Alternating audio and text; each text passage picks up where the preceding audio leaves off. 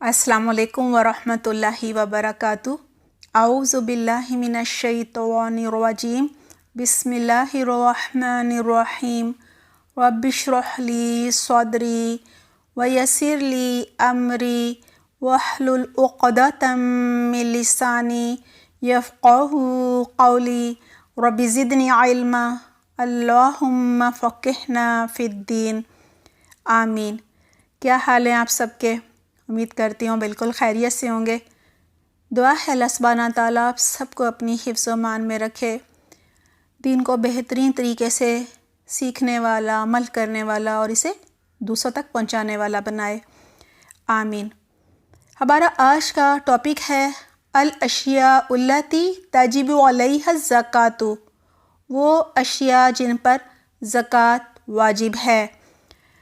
जी, किस किस चीज़ पर ज़कात वाजिब है आज वही हम जानेंगे। सोने पर, चांदी पर, तिजारत के सामान पर और कानों से जो चीज़ें हासिल होती हैं जैसे सोना, कोयला वगैरह, और ज़माने जहालियत में जो मदफन ख़ज़ाने हुआ करते थे, ज़्यादातर तो सोना चांदी होता था ना, उन पर ज़कात है। फिर करेंसी पर ज़कात है और इसी तरह गल्ले पर, फलों पर, शहद पर, मवेशियों पर। इंशाल्लाह आज हम इन सब की तफसील के बारे में पढ़ेंगे। सबसे पहले है अज़्ज़हबु वल फ़िद्दतु, सोना और चांदी, सोने पर ज़कात। सोने का जो निसाब है, निसाब के मानी होते हैं इतना माल कि ज़कात वाजिब हो जाए। तो कितना सोना हो तो ज़कात वाजिब हो जाती है? वो है सोने का निसाब 7.5 तोले है, 7.5 तोले या 87 ग्राम, इससे कम पर ज़कात नहीं होती। हदीस है अन इब्न उमर व आयशा रज़ियल्लाहु अन्हुम अन्नन नबिय्य सल्लल्लाहु अलैहि वसल्लम काना यअख़ुज़ु मिन कुल्लि 20 दिनारन फ़सअइदन निस्फ़ दिनारिन व मिनल 40 दिनारन रवाहु इब्न माजा। हज़रत इब्न उमर रज़ी अल्लाहु अन्हुमा और हज़रत आयशा रज़ी अल्लाहु अन्हा दोनों से रिवायत है कि नबी अकरम सल्लल्लाहु अलैहि वसल्लम हर 20 दिनार या इससे ज़्यादा पर निस्फ़ दिनार यानी आधा दिनार ज़कात लेते थे, जो कि 40वां हिस्सा बनता है। और हर 40 दिनार से 1 दिनार यानी 40वां हिस्सा ज़कात लेते थे। उस ज़माने में दिनार सोने का था और 20 दिनार का वज़न जो है वो 7.5 तोले था। और निसाब भी 7.5 तोले है ना, कि अगर 7.5 तोले सोना किसी के पास हो तो उसको ज़कात देनी है। लिहाजा उस पर कितनी ज़कात दी जाती थी? आधा दिनार दी जाती थी। और ये आधा दिनार जो है ये 40वां हिस्सा था। फिर आपने 20 और लिए, 40 हो गए, तो 40 दिनार पर कितना हुआ? 1 दिनार ज़कात हो गई। और ये 40 और 40 80 हो गए ना, तो 100 करने के लिए आपने कितना डालना है? 20 और, तो वो आधा दिनार और डल गया। इस तरह से 100 पर कितनी ज़कात हो गई? जी, 2.5 दिनार यानी कि 2.5% हो गई ना। दोबारा समझ लेते हैं कि 40 दिनार पर 1 दिनार, फिर 40 और डाले, 2 दिनार हो गए, ये 80 हो गया ना। और फिर आधे के लिए तो ये 2.5 दिनार बन गए। लिहाजा अगर किसी के पास सोना 7.5 तोले से ज़्यादा है और 1 साल तक वो पड़ा रहा है, तो अब किस तरह ज़कात देनी है कि जिस दिन ज़कात निकालनी होगी उस दिन उसका जो है वज़न किया जाएगा और उस दिन का जो रेट होगा सोने का, उसके हिसाब से उसकी मालियत निकाली जाएगी। यानी ये नहीं देखा जाएगा कि हमने जब ख़रीदा था तो इसकी क्या कीमत थी, ये नहीं। जिस दिन आपने देनी है उस दिन हिसाब लगाया जाएगा और फिर उसकी ज़कात निकाल कर फिर बेशक आप आहिस्ता आहिस्ता उसको देते रहें। और 2.5% ज़कात का यही मतलब है कि अगर किसी के पास 100 रुपये हैं तो उस पर 2.5% होगी, 2.5 रुपये होगी। और ज़कात जो है वो یعنی زکوٰۃ سونے یا سونے کی قیمت دونوں صورتوں میں ادا کرنی جائز ہے۔ آپ اتنی مالیت کا سونا بھی دے سکتے ہیں جتنی زکوٰۃ بنتی ہے۔ اور یہ بات بہت اہم ہے کہ سونے کی قیمت کا اندازہ موجودہ بھاؤ کے مطابق لگا کر زکوٰۃ جو ہے وہ ادا کی جائے گی۔ چاندی پر زکوٰۃ۔ چاندی کا نصاب 52.5 تولے یا 612 گرام ہے، اس سے کم پر زکوٰۃ نہیں۔ یعنی اگر کسی کے پاس چاندی 52.5 تولے سے کم ہے، بھلے آدھا تولہ ہی کم ہو، تو زکوٰۃ واجب نہیں ہے۔ اور زکوٰۃ کی شرح بلحاظ وزن یا بلحاظ قیمت 2.5% ہے۔ اس زمانے میں دینار سونے کا ہوتا تھا اور درہم چاندی کا ہوتا تھا۔ ایک بات اور سمجھ لیجئے، اگر آپ نے سونے یا پھر چاندی کی زکوٰۃ دینی ہے تو دونوں کو ملانا نہیں ہے، الگ الگ۔ اگر وہ نصاب سے زیادہ ہیں تو پھر آپ دیں گے۔ اب آپ نے یہ کرنا ہے کہ سونے اور چاندی کا وزن جو ہے وہ معلوم کرنا ہے۔ اگر آپ کو نہیں معلوم تو آپ کسی دکان پہ لے جا کر وزن کروا سکتے ہیں۔ وزن کروائیں گے، یہ نہیں کہیں گے کہ بتائیے اس کی کیا مالیت ہے اگر میں ایسا سیٹ بنوانا چاہوں یا اتنا سونا بنوانا چاہوں، پھر تو وہ زیادہ بتائے گا نا۔ اس میں مزدوری بھی ہوگی، بنوائی بھی ہوگی، جبکہ مزدوری اور جو بنوائی ہوتی ہے اس پر زکوٰۃ نہیں ہوتی۔ لہٰذا آپ صرف وزن پوچھیں گے اور جو وزن وہ بتائے گا اس دن کا ریٹ دیکھیں گے، اس کے حساب سے اس کو آپ ملٹیپلائی کر کے اس کا ٹوٹل نکالیں گے اور وہ آپ کی زکوٰۃ ہوگی جو آپ نے دینی ہوگی۔ عن ابن عباس رضی اللہ عنہما ان رسول اللہ صلی اللہ علیہ وسلم لما بعث معاذا رضی اللہ عنہ علی الیمن قال فی آخر الحدیث وتوقع کرائم اموال الناس، رواہ البخاری۔ حضرت ابن عباس رضی اللہ عنہما کہتے ہیں، جب رسول اللہ صلی اللہ علیہ وسلم نے حضرت معاذ رضی اللہ عنہ کو یمن کا حاکم بنا کر بھیجا تو فرمایا زکوٰۃ میں لوگوں کے عمدہ مال لینے سے اجتناب کرو، یعنی بچو۔ اس سے بخاری نے روایت کیا ہے۔ اس پر ہماری بات ہو چکی ہے۔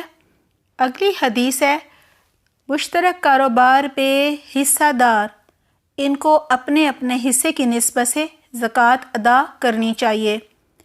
عن انس رضی اللہ عنہ ان ابا بکر رضی اللہ عنہ كتب له فريضة الصدقة التي فرض رسول الله صلى الله عليه وسلم وما كان من خليطين فإنهما يتراجعان بينهما بالسوية، رواه البخاری۔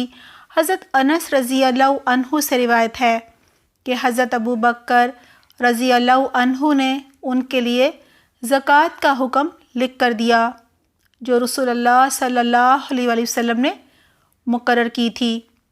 اس میں یہ تھا، جو مال دو شریکوں کا ہو وہ ایک دوسرے سے برابر حساب کر لیں۔ اس سے بخاری نے روایت کیا ہے۔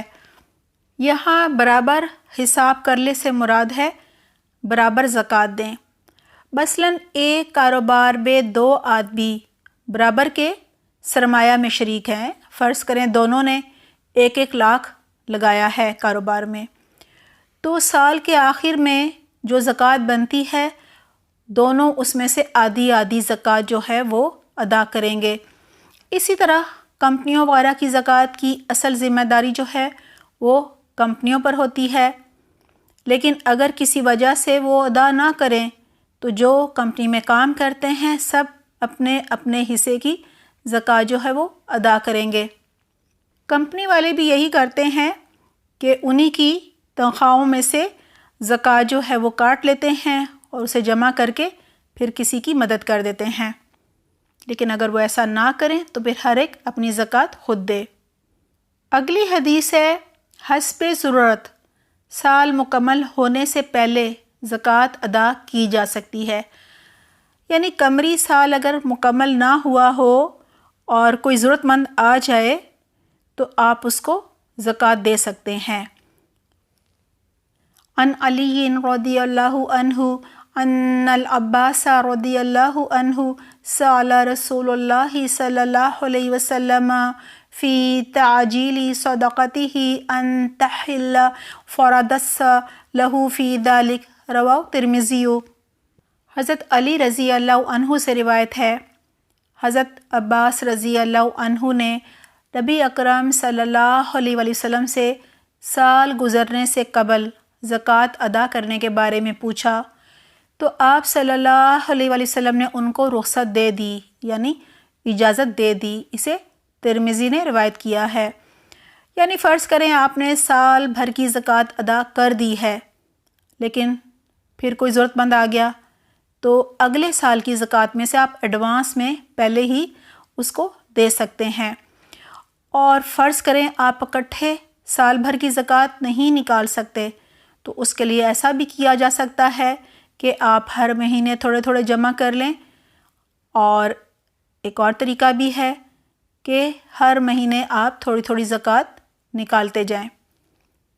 اگلی حدیث ہے، زکوٰۃ جس جگہ وصول کی جائے وہیں تقسیم کرنا افضل ہے، لیکن ضرورت سے دوسری جگہ بھجوائی جا سکتی ہے۔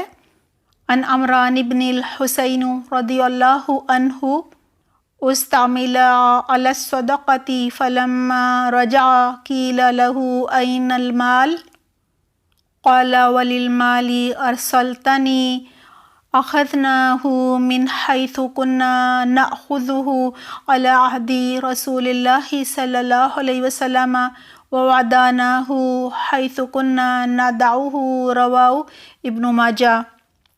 حضرت عمران بن حسین رضی اللہ عنہ سے روایت ہے، انہیں زکوٰۃ کا تحصیلدار مقرر کیا گیا۔ جب وہ واپس تشریف لائے تو ان سے پوچھا گیا، مال کہاں ہے؟ انہوں نے فرمایا، کیا آپ نے مجھے مال لانے کے لیے بھیجا تھا؟ ہم وہیں سے مال لیتے ہیں جہاں سے عہد رسالت صلی اللہ علیہ وسلم لیا کرتے تھے، اور وہیں بانٹ دیتے ہیں جہاں عہد رسالت صلی اللہ علیہ وسلم بانٹ دیا کرتے تھے۔ اسے ابن ماجہ نے روایت کیا ہے۔ یہاں یہی بتایا جا رہا ہے کہ افضل تو یہی ہے کہ جس علاقے سے زکوٰۃ لی جائے سب سے پہلا حق وہیں کے فقراء اور غریبوں کا ہے کہ انہی کو بانٹی جائے۔ لیکن فرض کریں باہر کے ملک میں ہے، کوئی بھی مسلمان نہیں ہے آگے پیچھے، یا ہیں تو کوئی غریب نہیں ہے، تو ایسے میں بھجوائی جا سکتی ہے مسلمان ملکوں میں جہاں پہ غریب لوگ ہوتے ہیں۔ اگلی حدیث ہے، عن ابن عباس رضی اللہ عنہما ان النبی صلی اللہ علیہ وسلم بعث معاذا رضی اللہ عنہ الی الیمن فقال فعلمهم ان اللہ افترض علیہم صدقۃ فی اموالہم تؤخذ من اغنائہم وترد علی فقرائہم، رواہ البخاری۔ حضرت عبداللہ بن عباس رضی اللہ عنہما سے روایت ہے، نبی اکرم صلی اللہ علیہ وسلم نے حضرت معاذ رضی اللہ عنہ کو یمن بھیجا تو ارشاد فرمایا، لوگوں کو بتانا کہ ان پر اللہ تعالیٰ نے زکوٰۃ فرض کی ہے جو ان کے مالداروں سے لے کر ان کے فقراء میں بانٹی جائے گی۔ اسے بخاری نے روایت کیا ہے۔ اگلی حدیث ہے، زکوٰۃ میں اوسط درجے کا مال لینا چاہیے، نہ بہت اچھا نہ بہت خراب۔ عن انس رضی اللہ عنہ ان ابا بکر رضی اللہ عنہ كتب له فريضة الصدقة التي أمر الله ورسوله ولا يخرج في صدقة هريمة ولا ذات عوار ولا تيس ما شاء المصدق، رواه البخاری۔ حضرت انس رضی اللہ عنہ بیان کرتے ہیں کہ حضرت ابو بکر صدیق رضی اللہ عنہ نے انہیں وہ حکم لکھ کر دیا جس کا حکم اللہ سبحانہ تعالیٰ نے اپنے پیغمبر محمد صلی اللہ علیہ وسلم کو دیا تھا۔ وہ یہ تھا، زکوٰۃ میں بوڑھا اور عیب دار اور نر نہ لیا جائے۔ ہاں، اگر زکوٰۃ لینے والا خود چاہے یعنی پھر لے سکتا ہے، اسے بخاری نے روایت کیا ہے۔ یہاں کہا جا رہا ہے کہ زکوٰۃ میں درمیانے درجے کا مال لیا جائے، بہت اچھا بھی نہ ہو، بہت خراب بھی نہ ہو۔ قرآن میں ایک آیت بھی ہے نا، جب وہ اصحاب صفہ کے لیے تھوڑی کچی کھجوریں رکھ دی جاتی تھیں تو آیت نازل ہوئی تھی کہ اللہ کو اپنا بہترین مال دینا چاہیے۔ لہٰذا یہاں بھی یہی کہا جا رہا ہے، کیونکہ جب کوئی چیز ہم اللہ کے نام پہ کسی غریب کو دیتے ہیں تو سب سے پہلے اسے اللہ سبحانہ تعالیٰ اپنے ہاتھ سے لیتے ہیں، تو پھر اللہ کو اچھی چیز دینی چاہیے نا۔ مثلاً ہم اپنی کسی ماسی کو کوئی پھل دے رہے ہیں تو جو سب سے اچھا پھل ہے، خوبصورت اور بڑا، ہمیں وہ دینا چاہیے۔ اور یہاں یہ بھی کہا جا رہا ہے کہ بہت زیادہ اچھا مال بھی نہ لو۔ اس کی کیا حکمت ہے؟ جی، لوگوں کے بہترین مال نہ لو تاکہ وہ اسے بوجھ نہ سمجھیں، اور یہ نہ ہو کہ اس مال کی محبت میں انکاری کر دیں۔ اور اکثر عمدہ جانوروں سے محبت ہوتی ہے لوگوں کو، تو ظاہر محبت میں غلط بیانی بھی کر سکتے ہیں، اور مجبور ہو جائیں تو ہیلہ بازی پر بھی آ سکتے ہیں، اور وہ پھر بدظن ہو جائیں گے، انہیں مشکل لگے گی زکوٰۃ دینی، خوشی سے نہیں دیں گے، پھر بد دلی سے دیں گے۔ تو اس لیے ان کے اندر شوق اور جذبہ پیدا کرنے کے لیے زکوٰۃ کی اہمیت، زکوٰۃ کی فضیلت، فرضیت، یہ سب بتانی چاہیے، اور ان کو یہ بتانا چاہیے کہ یہ فرض ہے، اگر اس کی ادائیگی نہ کی جائے تو یہ عذاب ملتے ہیں، اور ادا کیا جائے تو یہ فائدے ہوتے ہیں، اللہ سبحانہ تعالیٰ خوش ہوتے ہیں اور یہ اجر ملتا ہے۔ تو یہ سب بتانے سے بھی شوق پیدا ہوتا ہے۔ اگلی حدیث ہے، زکوٰۃ سے بچنے کے لیے ہیلہ سازی کرنی منع ہے۔ اس میں بہانے بازی بھی آ جاتی ہے، اور آگے جو ذکر آ رہا ہے وہ بھی آ جاتا ہے۔ وہ یہ ہے کہ زکوٰۃ دیتے وقت اگر بال علیحدہ علیحدہ ہوں تو انہیں جمع نہ کیا جائے، اور اگر مشترک ہوں، اکٹھے ہوں، تو انہیں الگ الگ نہ کیا جائے۔ سب سے پہلے دیکھ لیتے ہیں، اگر مال علیحدہ علیحدہ ہوں تو انہیں جمع نہ کیا جائے، یعنی اگر کسی کے پاس سونا بھی ہے اور چاندی بھی ہے، فرض کرے دونوں 10-10 تولے ہیں، تو دونوں کو ملا کر ایک نصاب نہیں بنانا، یعنی نصاب بنا لیا چاندی کا جو کہ بہت ہی کم ہے، اور سونا بھی اسی طرح سے آپ نے اس کو بھی اسی نصاب میں تول لیا، تو دونوں کو الگ الگ دیکھا جائے گا، اور پھر ان کے بھی نصاب آگے آئیں گے، اس کے حساب سے پھر زکوٰۃ دی جائے گی۔ ان انس رضی اللہ عنہ ان ابا بکر رضی اللہ عنہ كتب له فريضة الصدقة التي فرض رسول الله صلى الله عليه وسلم ولا يجمع بين متفرق ولا يفرق بين مجتمع خشية الصدقة رواه البخاری۔ حضرت انس رضی اللہ عنہ سے روایت ہے کہ حضرت ابو بکر صدیق رضی اللہ عنہ نے ان کے لیے فرض زکوٰۃ کا حکم لکھ کر دیا، جو نبی اکرم صلی اللہ علیہ وسلم نے مقرر کیا تھا۔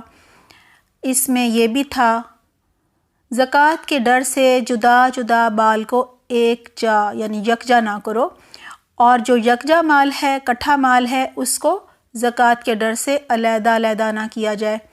اسے بخاری نے روایت کیا ہے۔ آئیے اس کو سمجھ لیتے ہیں، یہ کس طرح کیا جاتا ہے۔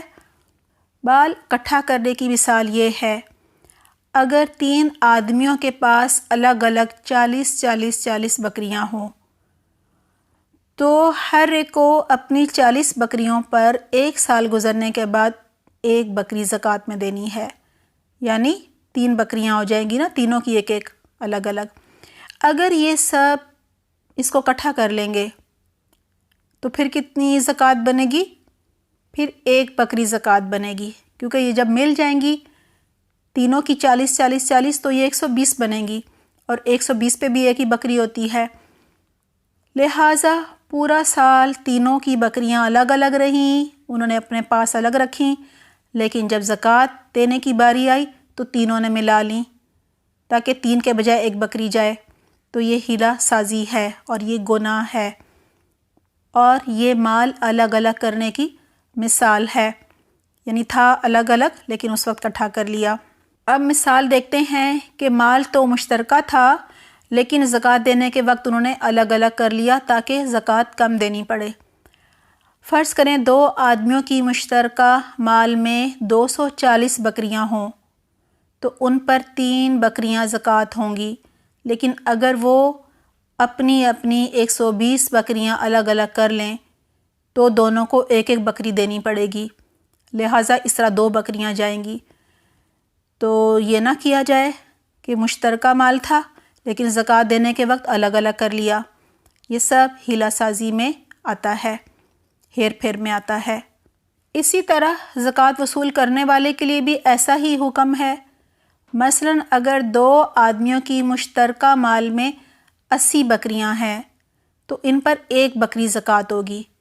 زکوٰۃ لینے والا ایسا نہیں کر سکتا کہ دونوں سے کہے کہ اپنی 40 بکریاں الگ الگ کر لو اور دونوں پھر ایک ایک بکری زکوٰۃ میں دے دو۔ حضرت ابی بن کعب رضی اللہ عنہ کہتے ہیں کہ مجھے نبی اکرم صلی اللہ علیہ وآلہ وسلم نے صدقہ یعنی زکوٰۃ وصول کرنے کے لیے بھیجا۔ میں ایک آدمی کے پاس پہنچا، اس نے میرے سامنے اپنا مال پیش کر دیا۔ اس کا مال بس اتنا ہی تھا کہ اس شخص کو 1 سال کی اونٹنی ادا کرنی تھی۔ میں نے اسے کہا 1 سال کی بچی دے دو۔ اس نے کہا وہ نہ دودھ دینے والی ہے اور نہ سواری کے قابل ہے، لہٰذا یہ میری اونٹنی ہے، جوان اور موٹی تازی ہے، یہ لے لیجئے۔ میں نے کہا میں تو نبی اکرم صلی اللہ علیہ وآلہ وسلم کے حکم کے بغیر اسے نہیں لے سکتا۔ ہاں البتہ نبی اکرم صلی اللہ علیہ وآلہ وسلم تمہارے قریبی مدینہ منورہ میں رہتے ہیں، اگر آپ پسند کریں تو ان کی خدمت میں اپنی اونٹنی پیش کر دیں جو میرے سامنے آپ نے پیش کی ہے۔ اگر آپ صلی اللہ علیہ وآلہ وسلم اسے قبول فرما لیں گے تو میں بھی قبول فرما لوں گا، لیکن اگر آپ صلی اللہ علیہ وآلہ وسلم نے قبول نہ فرمائی تو میں بھی اسے نہیں لوں گا۔ لہٰذا وہ تیار ہو گیا اور میرے ساتھ روانہ ہوا، اونٹنی بھی اپنے ساتھ لے لی۔ ہم جب نبی اکرم صلی اللہ علیہ وآلہ وسلم کی خدمت میں حاضر ہوئے تو اس نے کہا اے اللہ کے رسول صلی اللہ علیہ وآلہ وسلم، آپ کا تحصیلدار میرے پاس صدقہ وصول کرنے آیا، اور اللہ کی قسم یہ پہلا موقع ہے کہ آپ کا قاصد میرے پاس زکوٰۃ لینے آیا ہے۔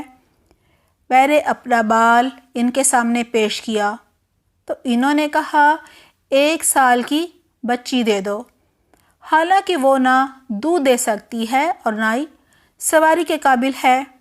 میں نے کہا یہ اونٹنی جو جوان ہے، موٹی تازی ہے، لے لیجئے، لیکن انہوں نے انکار کر دیا۔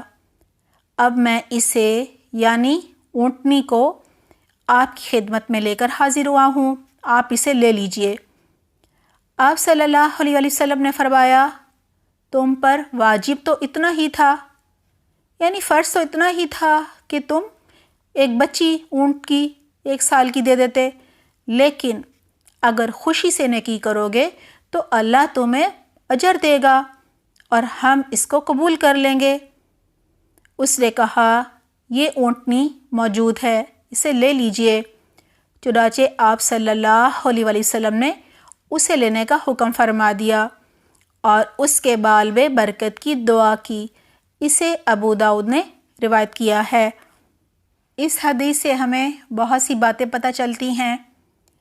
اگر ہمیں کسی حکم میں شک پڑ جائے تو ہمیں جو زیادہ علم والے ہیں ان سے جا کے پوچھ لینا چاہیے، یعنی قرآن و حدیث سے ہمیں مسئلے کا حل لے لینا چاہیے۔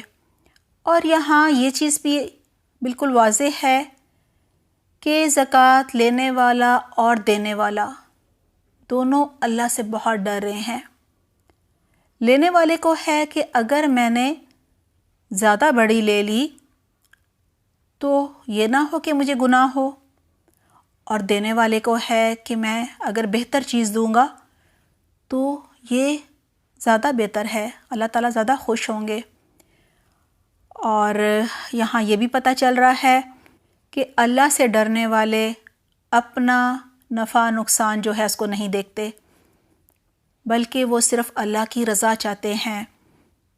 اور یہاں یہ چیز بھی پتہ چلتی ہے کہ جو زکوٰۃ فرض ہے اگر ہم اس سے زیادہ دیں گے تو یہ بہت ہی بڑی نیکی ہے، اس کا اجر و ثواب بھی بہت زیادہ ہے، کیونکہ آپ صلی اللہ علیہ وآلہ وسلم نے اسے یہی کہا کہ تم پر واجب تو 1 سال کی اونٹنی تھی، لیکن اگر خوشی سے نیکی کرو گے، یعنی خوشی اور جذبہ جو ہے اس کا بھی اجر ہوتا ہے، اگر خوشی سے جوش سے یہ نیکی کرو گے تو اللہ تمہیں اس کا اجر دے گا، اجر بھی پھر خوشی کے حساب سے ہوگا، اور ہم اس کو قبول کر لیتے ہیں۔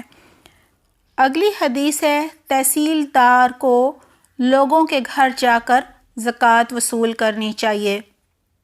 عن عمرو بن شعیب عن ابیہ عن جدہ عن النبی صلی اللہ علیہ وسلم قال لا جلب ولا جنب ولا تؤخذ صدقاتهم الا فی دورہم، رواہ ابو داؤد۔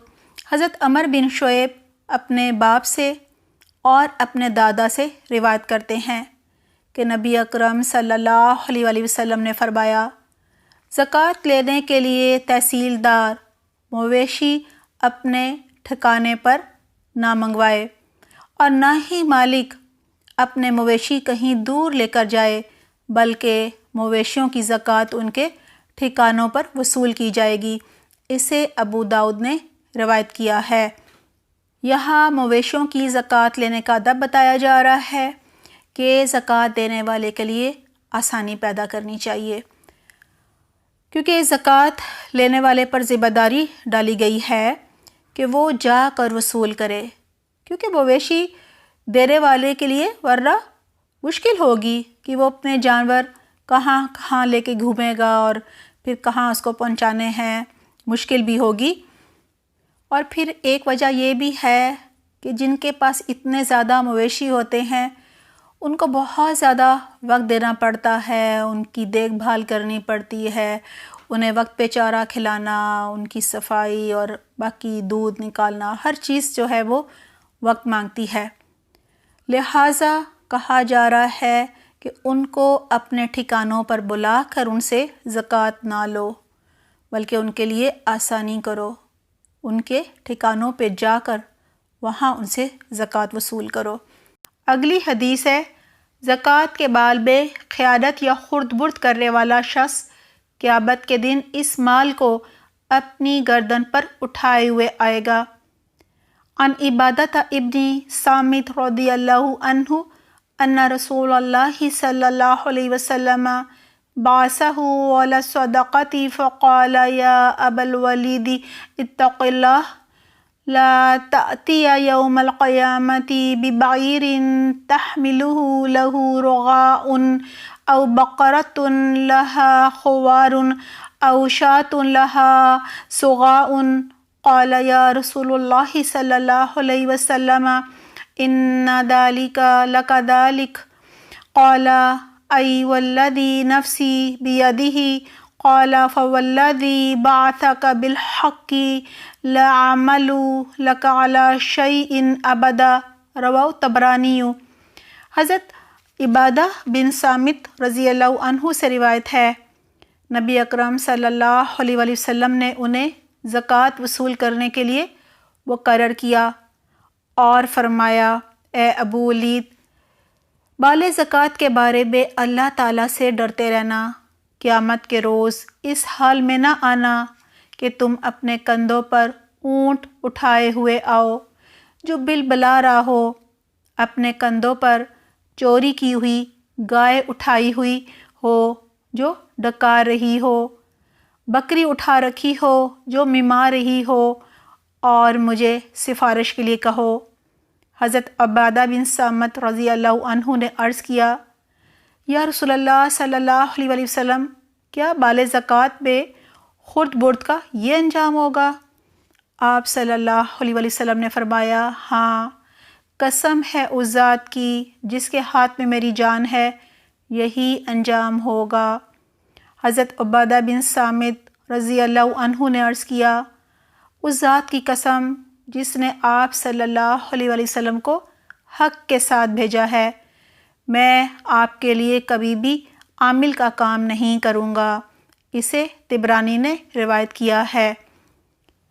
یہاں سب سے پہلی بات تو یہی پتہ چلتی ہے کہ جو بھی عہدہ دیا جائے، ذمہ داری دی جائے، وہ امانت ہوتی ہے۔ اگر کسی شخص کو لگے کہ وہ اپنا عہدہ یا اپنی ذمہ داری پوری طرح سے نہیں نبھا سکتا تو اسے وہ ذمہ داری قبول نہیں کرنی چاہیے، تاکہ قیامت کے دن اسے بوجھ نہ اٹھانا پڑے۔ اگلی حدیث ہے، عن سعد بن عبادہ رضی اللہ عنہ ان رسول اللہ صلی اللہ علیہ وسلم قال له قم على صدقة بني فلان وانظر تأتي يوم القيامة ببكر تحمله على عاتقك أو كاهلك له رغاء يوم القيامة قال يا رسول الله صلى الله عليه وسلم اصرفها عني فصرفها عنه رواه طبرانی والبزار۔ حضرت سعد بن عبادہ رضی اللہ عنہ سے روایت ہے، رسول اللہ صلی اللہ علیہ وسلم نے انہیں فرمایا، جاؤ فلاں قبیلے کی زکوٰۃ اکٹھی کر کے لاؤ، اور ہاں دیکھو کہیں قیامت کے روز ایسی حالت میں نہ آنا کہ تمہاری گردن یا پیٹھ پر جوان اونٹ ہو جو بلبلا رہا ہو۔ حضرت سعد رضی اللہ عنہ نے عرض کیا، یا رسول اللہ صلی اللہ علیہ وسلم، مجھے اس ذمہ داری سے سبق دوش کر دیجئے۔ آپ صلی اللہ علیہ وسلم نے انہیں سبق دوش کر دیا۔ اسے طبرانی اور بزار نے روایت کیا ہے۔ یہاں ہمارے لیے یہ سبق بھی ہے کہ جب ہمیں کوئی خاص ذمہ داری سونپی جائے تو ہمیں بالکل خیانت نہیں کرنی اور ایمانداری سے اس کو نبھانا ہے۔ اگلی حدیث ہے، زکوٰۃ وصول کرنے والے کو کسی زکوٰۃ دینے والے سے تحفہ نہیں لینا چاہیے۔ عن ابی حمید الساعدی قال استعمل رسول اللہ صلی اللہ علیہ وسلم رجلا من الاسد يقال له ابن اللتبیة قال عمرو وابن ابی عمر على الصدقة فلما قدم قال هذا لكم وهذا لي أهدي لي قال فقام رسول الله صلى الله عليه وسلم على المنبر فحمد الله وأثنى عليه وقال ما بال عامل عباسه فيقول هذا لكم وهذا أهدي لي افلا قعد في بيت أبيه أو في بيت أمه حتى ينظر أيهدى عليه أم لا والذي نفس محمد صلی اللہ علیہ وسلم بيده لا ينال أحد منكم منها شيئا إلا جاء به يوم القيامة يحمله على عنقه بعیر لہ رغاء او بقرۃ لها خوار او شاة تعیر ثم رفع یدیہ حتی رأینا غفرتی ابطیہ ثم قال اللہم هل بلغت مرتین، رواہ مسلم۔ حضرت ابو حمید سامدی رضی اللہ عنہ کہتے ہیں، رسول اللہ صلی اللہ علیہ وسلم نے بنو اسد قبیلے کے ایک شخص ابن لتبیہ نامی کو عامل مقرر فرمایا، یعنی زکوٰۃ اکٹھا کرنے کے لیے۔ حضرت عمر رضی اللہ عنہ اور حضرت ابن ابو عمر رضی اللہ عنہ کہتے ہیں کہ آپ صلی اللہ علیہ وسلم نے اسے زکوٰۃ وصول کرنے کے لیے تحصیلدار مقرر فرمایا تھا۔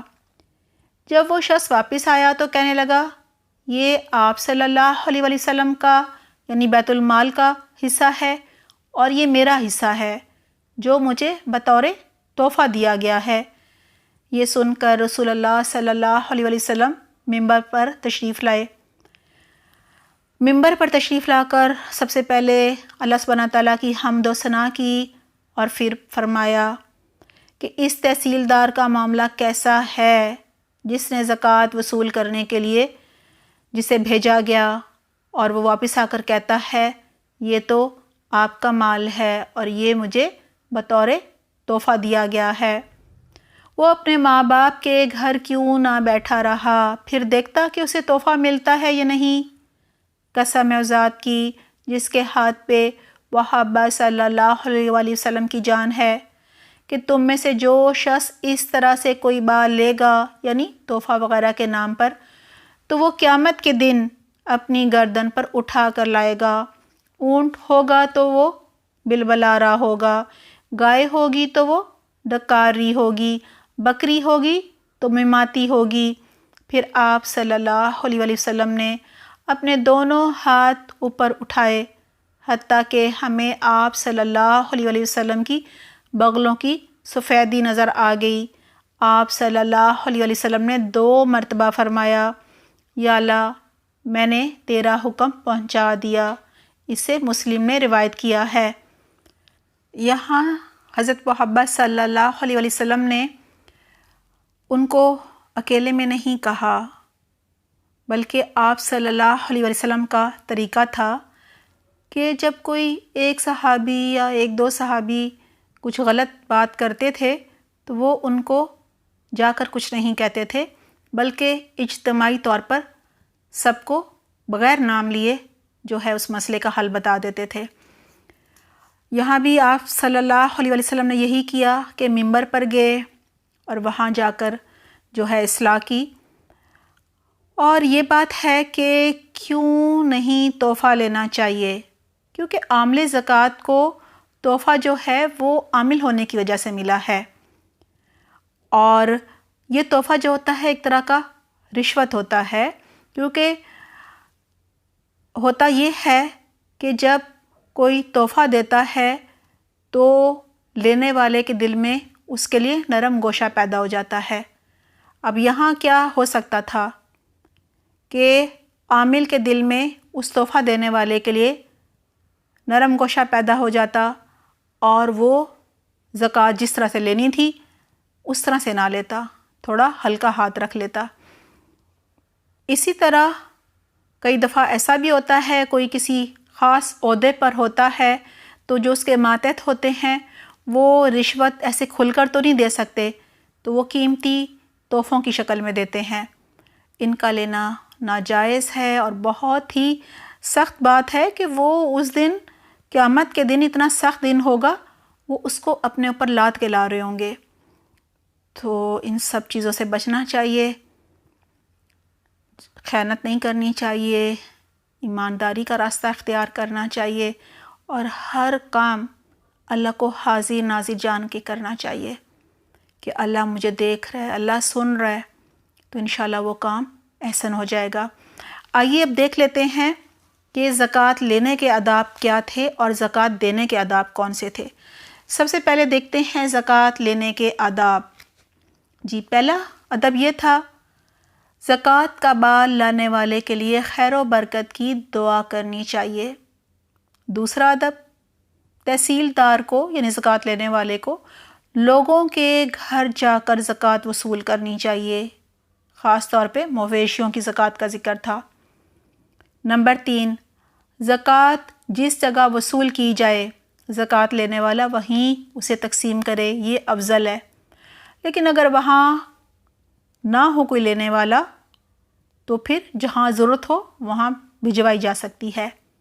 نمبر 4 زکوٰۃ کے بال میں خیانت یا خرد برد کرنے والا شخص قیامت کے دن اس بال کو اپنی گردن پر اٹھا کر لائے گا، لہٰذا خیانت سے بچنا ہے۔ نمبر 5 زکوٰۃ وصول کرنے والے کو کسی زکوٰۃ دینے والے سے تحفہ نہیں لینا چاہیے۔ آئیے اب دیکھتے ہیں زکوٰۃ دینے کے کیا آداب ہیں؟ نمبر 1، زکوٰۃ دینے والا اپنی مرضی سے زیادہ زکوٰۃ دے سکتا ہے، جیسے اس نے اچھا بڑا اونٹ دے دیا۔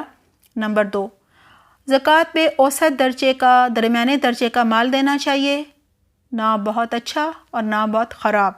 ہاں، شوق سے مرضی سے اچھا دینا چاہے تو بھی دے سکتا ہے۔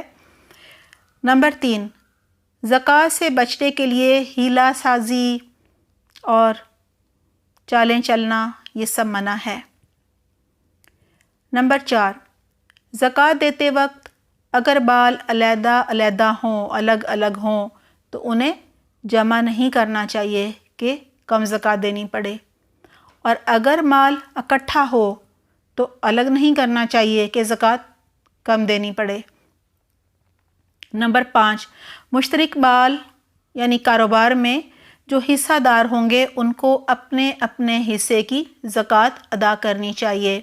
اور نمبر 6، حسب ضرورت سال مکمل ہونے سے پہلے زکوٰۃ ادا کی جا سکتی ہے۔ اللہ سبحانہ تعالیٰ ہمیں ان احکامات کو بہترین طریقے سے سمجھنے والا اور عمل کرنے والا بنائے اور انہیں دوسروں تک پہنچانے والا بنائے۔ اپنا بہت خیال رکھیے گا۔ سبحانک اللہم و بحمدک، نشہد ان لا الہ الا انت، نستغفرک و نتوب الیک۔ والسلام علیکم ورحمۃ اللہ وبرکاتہ۔